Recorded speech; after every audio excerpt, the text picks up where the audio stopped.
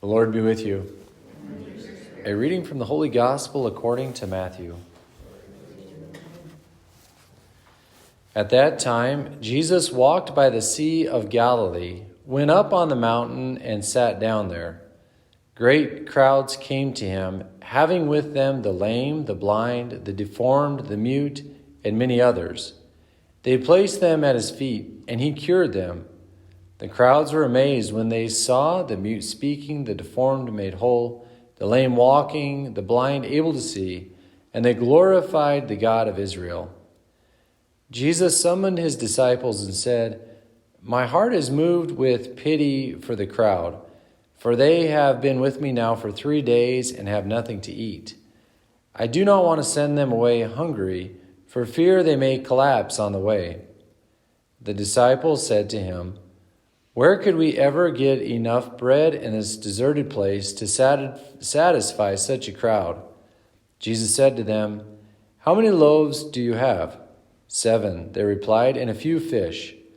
He ordered the crowd to sit down on the ground. Then he took the 7 loaves and the fish, gave thanks, broke the loaves, and gave them to the disciples, who in turn gave them to the crowds. They all ate and were satisfied. They picked up the fragments left over, 7 baskets full. The Gospel of the Lord. Praise to you, Lord Jesus Christ. So I ran over to Aladdin early this afternoon, blew through the Bear Lodge Mountains there. So beautiful. Just nice, clear sky and just pretty countryside. And then I read today's first reading in the Gospels, and how there's just something about mountains that the prophets and Jesus himself really dug. It was their go-to place. And I kind of pondered why the mountains. Yeah, most of them are beautiful, but it's also it's kind of a retreat from the busyness of kind of town life. For the most part, there's not a lot of big cities in the mountains. You got to kind of go to them. So I think it's more naturally a solitary environment, and the beauty and the majesty, grandeur, whatever, they kind of lift us up to God naturally, right? But when I think of the mountains, I think kind of 2 ways you could go, 2 roads that diverge in the woods, right? It can be an escape from reality or an encounter with reality, right?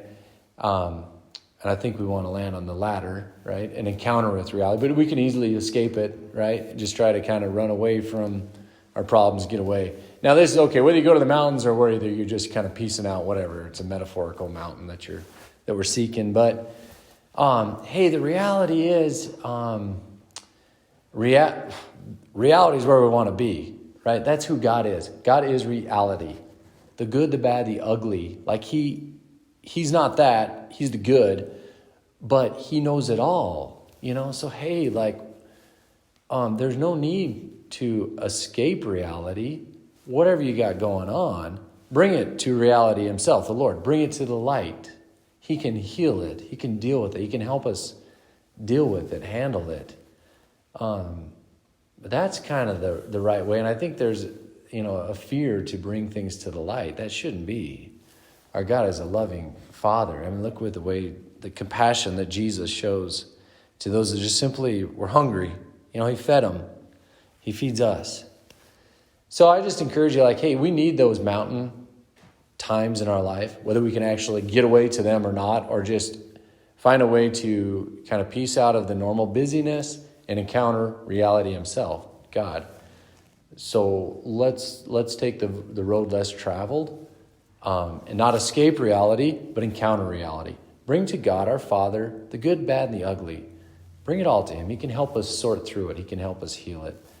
So let's take advantage of, and let's follow the example of Jesus and the prophets, and seek those mountains, those getaways in our life that help us really get grounded, re-encounter reality himself, who's God.